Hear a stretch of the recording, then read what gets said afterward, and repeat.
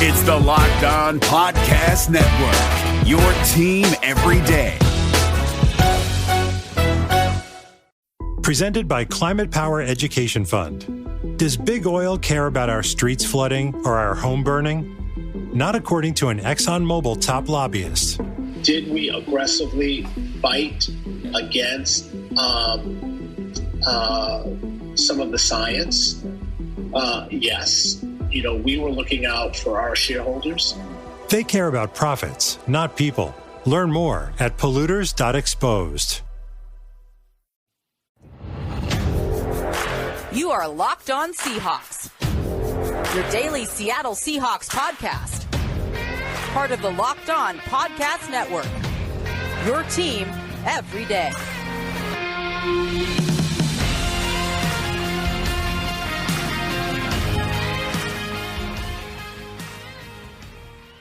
Greetings, 12. This is Corbin Smith, your host for Locked On Seahawks. Joining me for our Wednesday episode, my co-host in crime, Rob Rang.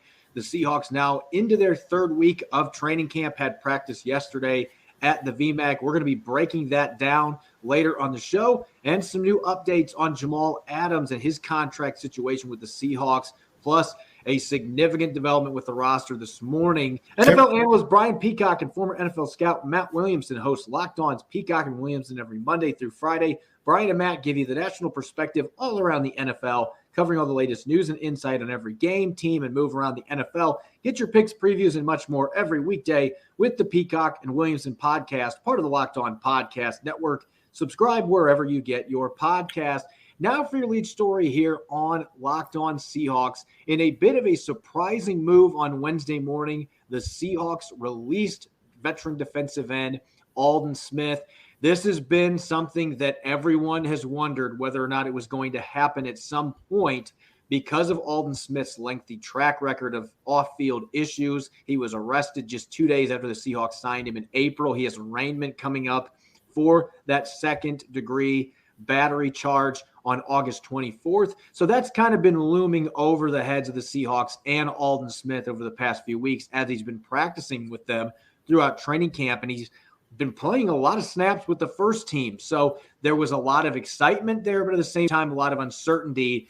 And I can tell you, based on the sources that I have now talked with over the past couple of hours, that Seattle's decision to release Smith had nothing to do with his upcoming arraignment. That may have been something that was in the back of their minds, but that was not the main reason why they decided to cut ties on Wednesday morning. A bit of a peculiar timing because he played a lot in Sunday's mock game, and there's still 13 days till his arraignment, but the team decided it was time to move on. Yeah, what it suggests to me, Corbin, is that that something has come up with Aldon Smith, whether it be in his past or whether it be something here recently where the Seahawks just felt that they couldn't trust him, they couldn't rely on him, that it was something off of the field. On the field, there's no question Aldon Smith is still very much an NFL talent. There's lots of NFL teams that have given him opportunities because his talent is so obvious, but unfortunately, I'm not surprised. I am very disappointed for the Seahawks, for the Seahawks fans, and for Aldon Smith. I think that, kudos to Seattle and to Pete Carroll, John Schneider specifically. They knew this was a gamble. And Pete Carroll's track record of turning around these young men who, maybe have had some challenges in life different than what you and I have faced, and be able to help them right the ship. I think that deserves a lot of kudos and acknowledgement. And it just didn't work, apparently, with Aldon Smith. So it is disappointing from a football perspective. There's no question that Smith's ability as an edge rusher would have had a potentially a huge impact on the Seahawks, as we talked about. But and there's a reason why this still young man, Aldon Smith, has been kicked out of the NFL for 4 years in the past. So again, it's not the most surprising news, Corbin, but certainly is disappointing, especially considering how close the Seahawks were to opening up, the not only the preseason, but the regular season with Aldon Smith in tow. Yeah, only a few days until that preseason opener in Vegas. And as I mentioned, he played a lot of snaps. And you know this from being there. He played a lot of snaps in the mock scrimmage game. And that usually is pretty telling that this is a player that we think is going to have a big impact and going to be a significant part of our pass rushing rotation. They've moved him around a lot. He's played the 3-tech spot some. He's been an edge rusher. He's played both Sam and Leo. They've even stood him up as a linebacker covering the A gap in their nickel packages. There's a lot of different things they were doing with him, and he looked like he was in outstanding shape. He was having a very strong training camp. So my sources, again, indicated this had nothing to do with on-field talent or production. If we're looking from that standpoint, the Seahawks did not want to get rid of him. But based on what I've been told, I don't know any specifics. None of my sources were willing to give up that type of information, how he breached the Seahawks' trust. But that was the real issue here, is there has been growing frustration. The Seahawks have provided a lot of accommodations for Aldon Smith coming to the Pacific Northwest to allow him to succeed, and he's not taken full advantage of that. And in the process, they've just become frustrated. And then Wednesday morning, he told the team he was not planning to practice, and that really was the clincher. I don't know what led up to that point, but the Seahawks decided it's time for us to move on. The player wanted this to work. The team wanted it to work. Unfortunately, it just wasn't meant to be, and it stinks from a football perspective because Aldon Smith looked like he was a really good scheme fit, the way they were moving him around. This is a really talented pass rush that I thought his presence could take this group to another level. Now, we're not going to see what that's going to look like, and maybe we wouldn't have anyway. We don't know what's going to come from this arraignment scheduled on the 24th. That could end up leading to a suspension, then he wouldn't be playing anyway. But from what I've gathered, that had very little to do with the decision to move on from Smith today. There were a number of things that led up to this, and ultimately the organization decided it's not worth our trouble at this point. Let's just move on with the players that we have. Yeah, that's one of the positives from this, in my opinion, Corbin, is that at least this is a positional group that Seattle feels pretty good about. I mean, Aldon Smith to me was kind of the ultimate wild card, but it's kind of like when you go off to a car lot and you see all these fancy, beautiful cars that someday you might be able to drive, and that day you don't. The Seahawks never actually had Aldon Smith on their roster, obviously, for a regular season game. So it's not like you can cry over spilled milk when you didn't have it in the first place. But with Darrell Taylor coming back, for knowing what you have already in the field with guys like Benson Mayowa, and I mentioned those two in particular, Corbin, because, as you mentioned, I was at that mock game, and the starters were Taylor and Mayowa.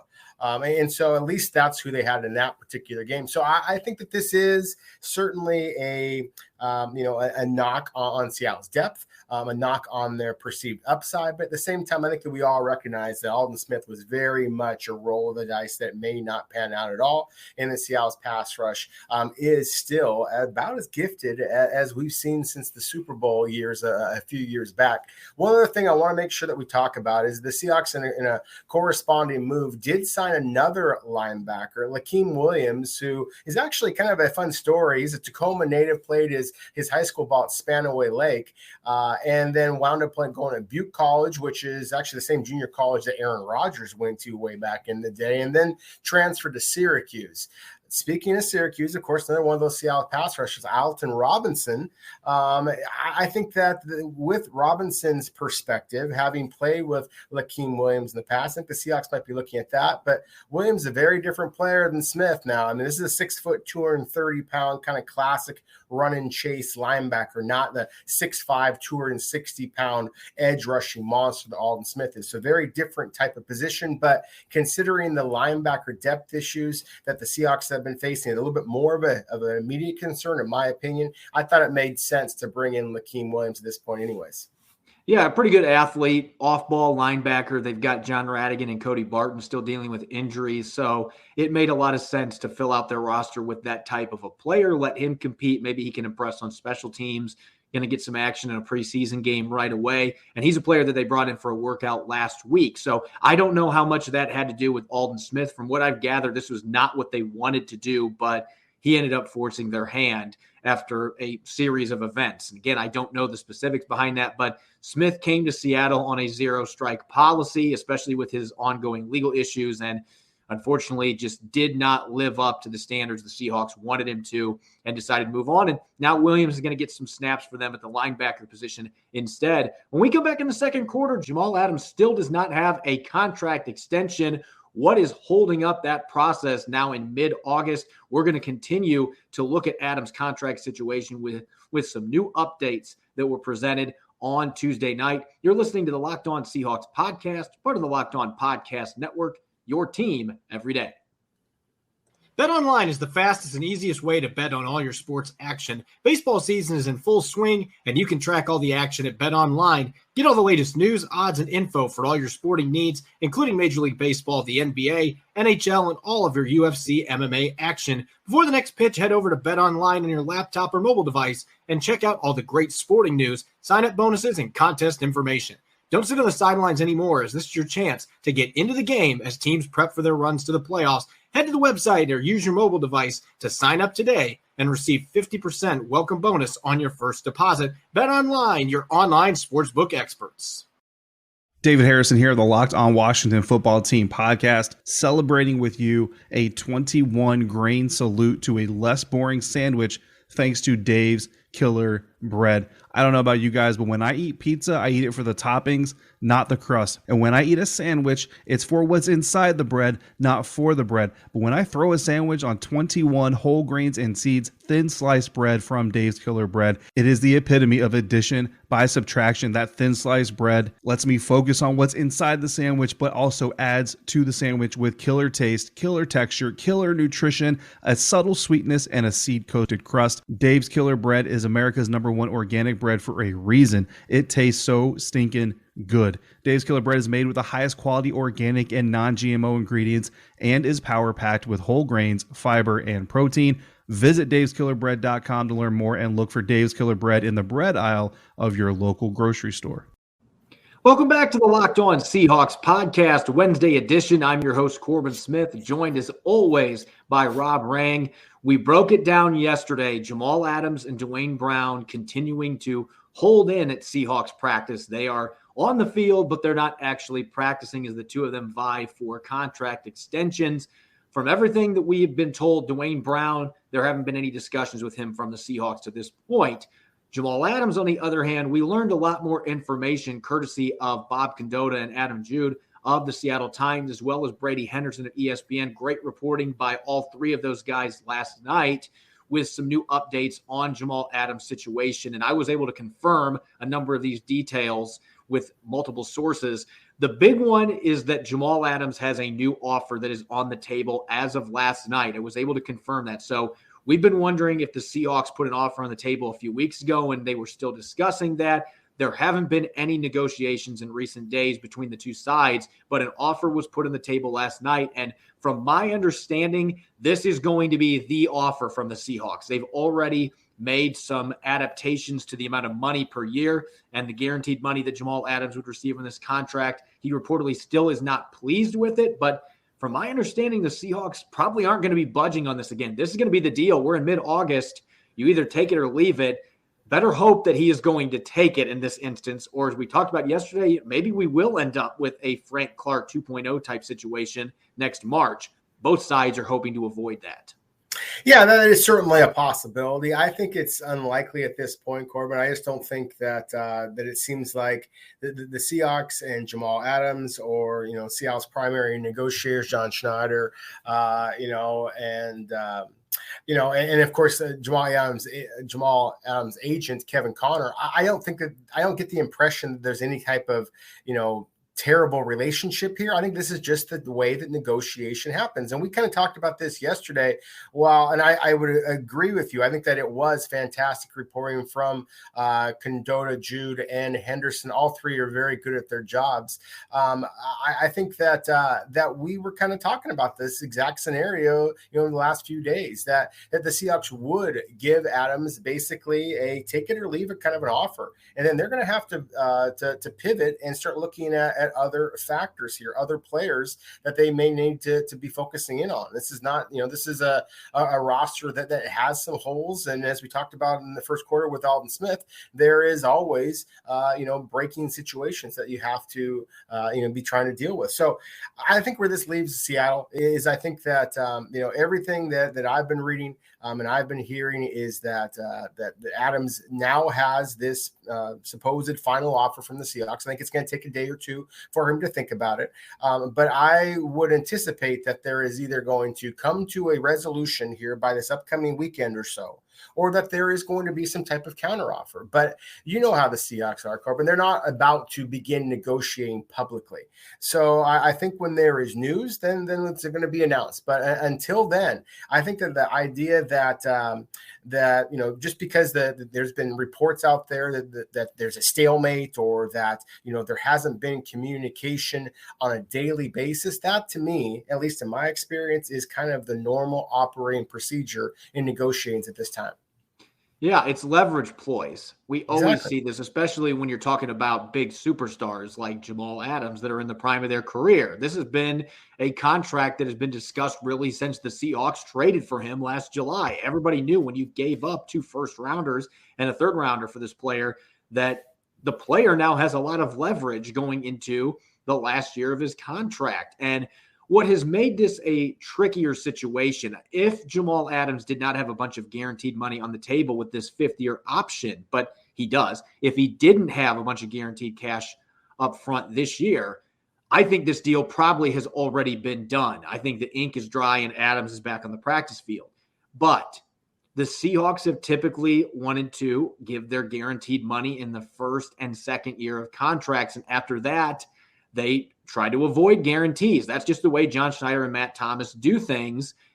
They don't typically roll those guarantees over into later years on contracts, but trying to give Jamal Adams the guaranteed money that he's looking for with this 5th-year option looming over negotiations, and that base guaranteed money being there, not applying to a new contract, that has made this much trickier for Schneider and Thomas to be able to try to orchestrate things. So from what I've gathered, that really right now is the sticking point, is that Jamal Adams isn't happy with the guaranteed money that's part of this deal, not the APY. The average per year, it looks like the Seahawks are in the ballpark that Adams is looking for, and that the two sides are where they need to be there. It just comes down to guaranteed money. So maybe Adams does throw a counteroffer. Maybe his agent throws a counteroffer at the Seahawks. But again, based on what I've been told, this is not a situation now where the Seahawks would be like, oh, okay, well, we're going to oblige and we're going to make all these changes. I don't think they're going to be doing that. I think the Seahawks have already been flexible in these negotiations.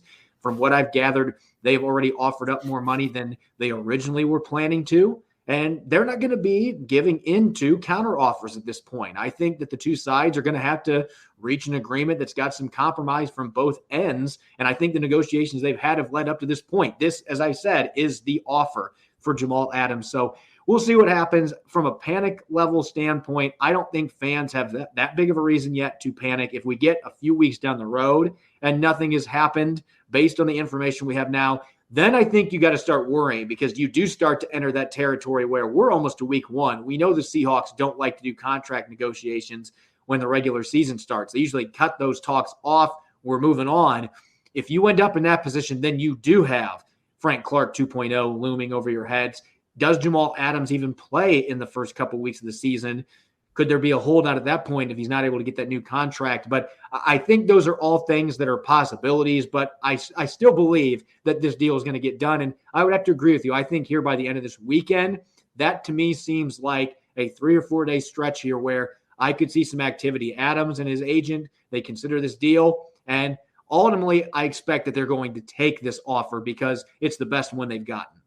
Yeah, I think that it's going to be something very similar, at least, to the offer that is being currently presented. I'm happy that you of course have some better contacts in this realm of the business, Corbin. And so if it is the guaranteed dollars that is basically the major sticking point, then I can certainly understand the Seahawks hesitancy. I think that you just see the way that Jamal Adams plays. He is so physical. He does get banged up. He is undersized considering the game that he plays and how often he's close to the line of scrimmage. If you start guaranteeing his contract year 3, year 4, year 5, then the Seahawks could be in the type of salary cap hell that is reserved only for some of the least experienced front offices in the NFL. And I don't think that there's any way that John Schneider and Matt Thomas are going to put the Seahawks in that. I think they recognize what a spectacular talent Jamal Adams is. I think, again, the fact that they've basically already, at least publicly, has been stated that they already have been willing to make Jamal Adams the highest paid safety in NFL history. history, then I think that's where Kevin Connor, again, the agent for Adams, and Adams himself have to be a little bit more willing to negotiate themselves a little bit. Maybe they are have to kind of take a step back and recognize that the Seahawks are just basically already pushed to the edge. They cannot offer that kind of guaranteed dollars. It's just too violent of a game. But in terms of the AYP, as you said, the average amount of money per season, if you make Adams the highest paid safety of all time, you make him one of the highest paid defensive players of all time, then I think that he should be able to feel pretty good about where he stands in terms of his NFL paycheck. The Seahawks have sweetened the pot. Again, I've been told that by multiple sources that compared to the beginning of negotiations, there's a lot more money up front that is on the table. Again, it boils down to the guaranteed money. Both sides have been motivated this entire time to get this done. Jamal Adams wants to play for the Seahawks. The Seahawks want to have Jamal Adams. This is just how contract negotiations go. And with guaranteed money being a sticking point, I can see why this is lasting a little bit longer into training camp than what most expected, including myself. But I think we are getting close to a resolution here in the near future. And then once that happens, I could see the Dwayne Brown domino going down pretty quick after that. I just think right now the Seahawks, their central focus, their only focus, we need to get number 33 under contract beyond 2021. And once that happens, I could see them quickly getting something done with Dwayne Brown and making their left tackle happy as well. The one that's probably the odd man out given the time constraints, Quandre Diggs is probably going to be a free agent next season. And we'll see what the Seahawks end up doing on that front. Going to depend a lot on what his production looks like this season. But I would think that Adams gets done, and then there's a chance that Dwayne Brown gets done before week 1. Very unlikely, though, they're going to get all three of those players with only a month until the season opener. And after that, I don't expect any negotiations because that's just not how John Schneider and the front office in Seattle operates. When we come back in the third quarter, the Seahawks held their latest training camp practice at the VMAC on Tuesday. Rob and I are going to share some observations. You're listening to the Locked On Seahawks podcast, part of the Locked On Podcast Network, your team every day. Are you looking for a way to boost your workout game? Are you seeking a delicious protein bar without the sugar and carbs? Enter in the Built Bar. 18 amazing flavors, including nut and non-nut flavors. Some of the best ones: caramel brownie, cookies and cream, apple almond crisp, peanut butter, double chocolate. You're going to have a tough time eating just one. These bars are covered in 100% chocolate, soft, easy to chew. It's great for the health-conscious guy. Lose or maintain weight while indulging in a delicious treat. Bars are low-calorie, low-sugar, high-protein, high-fiber, and they're great for a keto diet. Remember to use the promo code LOCKED15 to get 15% off your order. This episode is brought to you by HP. Whenever you do your best thinking, the HP Spectre X360 is ready when inspiration strikes. With power save for battery life and focus mode to multitask, you can do your best thinking whenever and wherever it happens. You can't always schedule when and where you might have a brilliant thought, whether it's in the morning or before bed, when you're at your computer or away from it. Thinking can happen anywhere and anytime. The HP Spectre X360 2-in-1 convertible PC with Windows 10 saves battery life for whenever an idea hits you. HP Spectre X360, a more thoughtful laptop. Welcome back to the Locked On Seahawks podcast, Wednesday edition. This is your host, Corbin Smith, joined as always by Rob Rang. After a much-deserved day off, the Seahawks returned to the practice field on Tuesday, the start of week number 3 in training camp. And really, ultimately, Rob, this is the last week of training camp. The Seahawks will not have fans in attendance. Media are going to have far more limited access after the preseason game against the Raiders on Saturday. So really, this is the final week of the normal training camp where fans and media get full exposure to the practices. That's going to be done after this week. And so fans finally back in attendance get to enjoy a few more practices before the Seahawks close up shop a little bit and start to get ready for the regular season. Tuesday's practice, a bit more fireworks on offense. I want to start with this observation, and this is not something that is new. And I think it's a good thing the Seahawks are working on this because last year they were very up and down with their third down performance on offense. They have really been emphasizing that. And yesterday, 2 players in particular stood out in the third down category. A lot of third down opportunities Russell Wilson was looking for his most trusted target. That's DK Metcalf. The two of them hooked up for several first downs on those third down opportunities. And that should be really good news for Seahawk fans, because we know how much down the stretch that was a struggle for the team last year in the final couple of months. And in particular, we didn't see a lot of DK Metcalf on those third down opportunities, but Wilson and Metcalf have been hooking up frequently in those opportunities so far in training camp. And it seems like they're getting more comfortable with Shane Waldron's offense. Yeah, that's obviously terrific news for Seahawks fans, and it makes sense. I mean, Russell Wilson's a superstar. DK Metcalf is a superstar. I mean, it makes sense that Metcalf would become Wilson's go-to target. But I think that's interesting, because this is a little bit of a departure from what I at least noticed during the scrimmage. And while DK Metcalf tied for the lead with 3 receptions and actually led, I believe it was 64 yards total, led the Seahawks all receivers, but it was some of those other slot receivers, the Kay Johnsons, the Penny Harts, the Aaron Fullers of the world, Corbin, who also had 3 catches each. So it is good to see that Wilson and Metcalf relationship just kind of continue to flourish, especially on third downs. It felt like so many times a year ago that when DK Metcalf went off, it was on first down, it was on second down, it was off for play action. It would be nice if the Seahawks took full advantage of one of the most gifted wide receivers in all of the NFL on the game's most critical downs. And going to the backfield, a player that we have talked about a lot, Rashad Penny being out, again, dealing with an injury. It does not sound like it's serious. They're just being cautious with him, dealing with a thigh bruise. Should be back anytime, might even practice today. But Alex Collins, every opportunity he's had, other than the practice that he had a couple of fumbles, that was his one bad day so far in training camp. But it just seems like every day he's been coming up with at least one big play as either a runner or a receiver. He has improved so much in that capacity. And even compared to last year, I'll go out on a limb now and say this because I've seen him practice enough now. He just looks more explosive than I have ever seen him when he gets the ball in his hands. He's just hitting the crease harder. And last year, I thought there were major improvements in that regard, the 3 games he played in. But he just looks like he took another step. And he admitted to me he's 10 pounds lighter than when he played for the Seahawks his first 2 years after being drafted out of Arkansas. And for him, that seems to be the perfect weight. Losing a bit of that weight from college has really helped him. He just looks more spry, and you can see it in all facets of his game. Continues to draw praise from Pete Carroll as well. Rashad Penny not being out there on the field, it just creates more opportunities for Collins, a player that Carroll has called a starter quality player. And we've seen him put up almost 1,000 yards for the Ravens a few years ago, so we know he's capable. He's just further positioning himself to get a lot of snaps on game day. I 100% agree with you. I think that, a year ago, we were talking about Carlos Hyde a lot.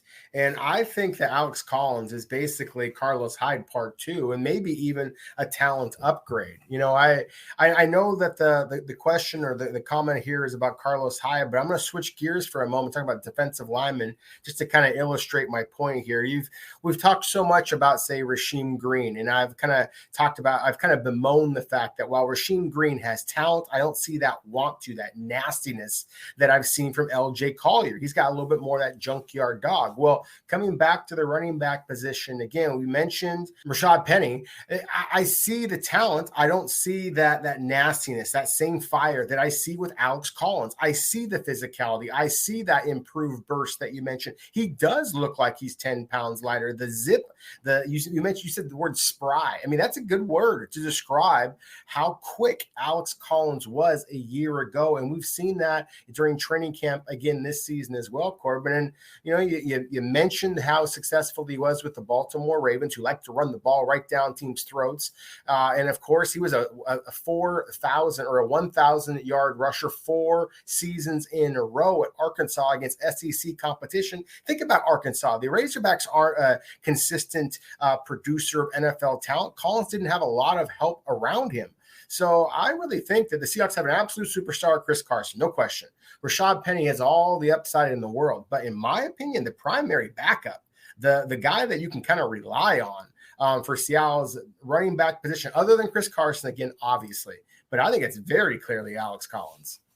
Yeah, he's positioned himself right now. It seems like he and Penny are head-to-head, and Penny did some really exciting things early in camp. You get him back on the field, and I think he's got a real chance to still be that number 2 guy. But Collins has done everything that he can do to position himself to be that 1A, 1B counterpart with Chris Carson as well. It's a good problem to have. The Seahawks have a lot of talent at running back position. DJ Dallas has taken advantage of his opportunities too. He had another big play yesterday. Let's talk defensive side of the football real quick. There's one player that we've talked about a few times in recent podcasts that I think you and I, more me than you in this particular instance, but I really counted out Trey Flowers going into this year's training camp because I just looked at the players Seattle signed, bringing in Akella Witherspoon, bringing back Pierre Desir. You have a player in Trey Brown that you just drafted out of Oklahoma. They really like DJ Reed, who's coming back. I just looked at the depth that they had at that cornerback spot, and I just didn't think with the inconsistency that we have seen from Trey Flowers that there was any way that he was going to be back in the starting lineup. And yet here we are now, the start of training camp week number 3. DJ Reed is dealing with a groin injury. He's missed a few practices. Who knows if he's going to be able to return end of this week or play in the preseason opener. I've talked extensively about DJ Reed playing like a starter throughout camp, but if he misses time, Trey Flowers quietly was turning in a strong camp and suddenly had a great mock scrimmage. You mentioned this, not a lot of throws going his way because of sticky coverage.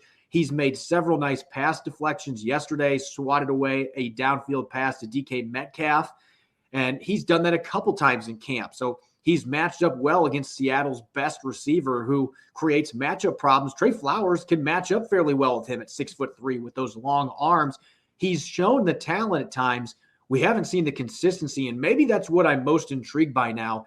I feel like he has been good every single practice that I've been in attendance in training camp, and that type of consistency, the competition against to bring out the best in him, we got to remember he's still only in his 4th year playing the cornerback spot with those other players pushing him. Maybe he ends up surpassing everyone's expectations and finding his way back into the starting lineup. I don't think it's far-fetched at all at this point. No, I don't think it's far-fetched. We've talked about it. It feels like it's going to be Akella Witherspoon and DJ Reed, but with Reed nursing the injury, then I think all bets are off in that regard. And Trey Flowers, of course, is he's the incumbent. I mean, he has the most starts, of course, of any of Seattle's cornerbacks, at least on for the Seahawks. And so I think that makes him one of the favorites from the get-go. And as you mentioned, Corbin, this is his 4th year. This is his contract season. So he definitely is motivated. I think it's good to remind some of our, maybe a little bit more casual Seahawks listeners that the Trey Flowers played safety throughout his college career. And so making that transition to cornerback, becoming a starter as a rookie for the Seahawks, I mean, he was bound to have some bouts with inconsistency.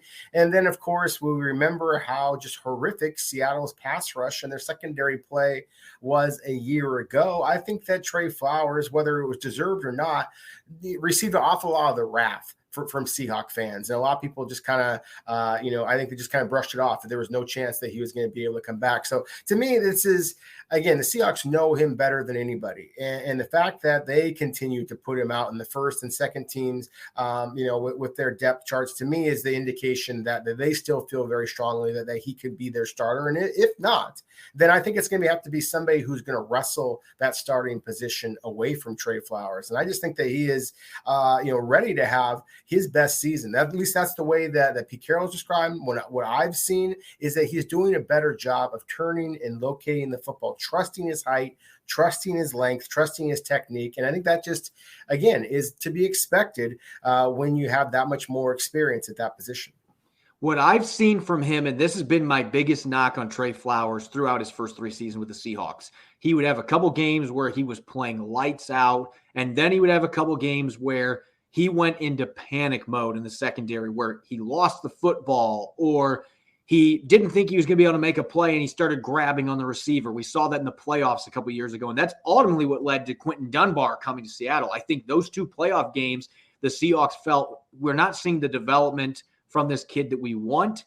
Let's go see if we can find an upgrade at that position. He has shown at times that he could be a long-term starter, but we haven't seen the consistency, and we've seen him panic and rush into penalties and not being able to get turned and play the football. I have not seen that in training camp. I'm seeing a much more confident player that has made a lot of plays in the football, that hasn't been near as grabby as what we have seen in the past. If that translates into games, he has everything the Seahawks are looking for from a physical standpoint of that cornerback spot. He could still very well wrestle that job back away from DJ Reed. So I felt like we needed to give him plenty of love because he's earned it. And I just thought a comment from him yesterday was really interesting too. He said he's put the first 3 years of his career behind him for the most part, but he did go back and watch his rookie mini camp because he wanted to see the fire and the passion that he was playing with as he was trying to adapt to a new position. And I think that he's brought some of that back with him in this critical training camp going into the final year of his rookie contract. I mean, he's playing for his future, not just in Seattle, but in the NFL. And he wants that starting job back. And so this is what Pete Carroll wanted. He wanted this competition to return to the level it was before last year. And the competition at cornerback right now is extremely intense. It's playing out just how Carroll wanted. And I don't think they know who the starters are yet. They're going to have plenty of time to figure that out. Trey Flowers very much is still in the mix of that position. And I want to give you a chance to talk about one more player in the secondary that we haven't really talked about much during training camp, but he's made some big plays in recent practices, including yesterday. And Marquise Blair, as good as he was last year, I feel like coming off his ACL injury, he's been a bit more inconsistent in training camp this year. He gave up another touchdown yesterday to Metcalf in coverage. He's gotten burned a handful of times. Pete Carroll made it sound like Ugo Amadi is very much in the race to compete with him at that starting nickel spot. And Amadi's done some nice things in recent practices. He really has, and I'm happy that you mentioned him. To me, it's a very similar situation as Trey Flowers, in that I think that people kind of forget about Ugo Amadi a little bit, and I think it's easier to do so considering that he doesn't have that traditional sea hockey type of frame, but he has those instincts. He has that physicality, that ball hawking kind of a nature. We give a lot of credit to DJ Reed, Corbin, for the Seahawks kind of change in mentality when it came to the defensive backs and cornerbacks. I think Amadi played a role in that as well. And obviously, if you go all the way back to guys like Earl Thomas and players like that, clearly Seattle has focused in on different players at the safety position. But with Amadi being able to drop down, play that nickel corner spot, he also can play both safety spots. He's a key player on special teams. He's always been a reliable open field tackler. One of the things I like the most about him, and going back to the evaluation of him as a college player, is this is a kid that was born and raised in SEC country and just bought into what they were doing at the University of Oregon. And to have that type of confidence in yourself, to travel all the way across the country and then become the playmaker that he did. To me, that's one of the exciting things about him. And so I really think that Ugo Amadi is a sea hockey kind of a guy that is going to just kind of stick around, and don't be surprised if when it comes to that 53-man roster, if he also stick around. I expect that both Blair and Amadi are on the roster. I don't think that's the issue. The big question is going to be who gets the bulk of the snaps. And I told you this before training camp. I think the Seahawks find ways to get both those guys on the field because they have different skill sets. And a lot of it's going to depend on who the opponent is, what the game situation is. It's a really good problem for Ken Norton Jr. to have because it's going to give him even more flexibility as far as what he can do schematically. Given the fact that those two, they have some similar strengths. They're both players that can blitz. They both play aggressive football, but they have a lot of different skills as well. So depending on the opponent and the situation, you can mix and match those players. And I'm expecting we're going to see some of that. They're going to want Ugo Amadi to get his chances on the field on this defense with as well as he played last year and how well he's playing in training camp. And both those guys can play on special teams as well. So again, I've said this a couple times today. It's a good problem to have. It's a position where they've got some quality depth, and that's a fun competition to continue monitoring as the preseason, the rest of training camp play out in Seattle. Betting on the NFL doesn't have to be a guessing game if you listen to the new Locked On Bets podcast hosted by your boy Q and handicapping expert Lee Sterling. Get daily picks, blowout specials, wrong team favorite picks, and Lee Sterling's lock of the day. Follow the Locked On Bets podcast brought to you by betonline.ag. Wherever you get podcasts, you can follow me on Twitter at Corbin Smith NFL. You can also follow Rob at Rob Rang. Check out Locked On Seahawks on Apple Podcasts, Google Podcasts, Spotify, and the all-new Odyssey app. That's AUDACY. Coming up on our Thursday show, Rob and Nick Lee will be holding down the fort and breaking down the latest Seahawks training camp practice news and much more. Enjoy the rest of your Wednesday. Thanks for listening. Go Hawks. The Tim Tebow experiment ends before it really begins. Here's what our local experts are locked on today. All-star NBA center Joel Embiid has signed a $196 million extension with the Philadelphia 76ers. Listen to Locked On NBA today for more on the NBA's schedule release, who will play on Christmas Day. The Jacksonville Jaguars have waived tight end Tim Tebow. Find out why the Tim Tebow experiment ended today on Locked On Jaguars with local expert Tony Wiggins. Today on Locked On Today, host Peter Bukowski continues his look around the NFL in anticipation of the NFL season. Listen for previews of the Rams, Giants, and Bengals.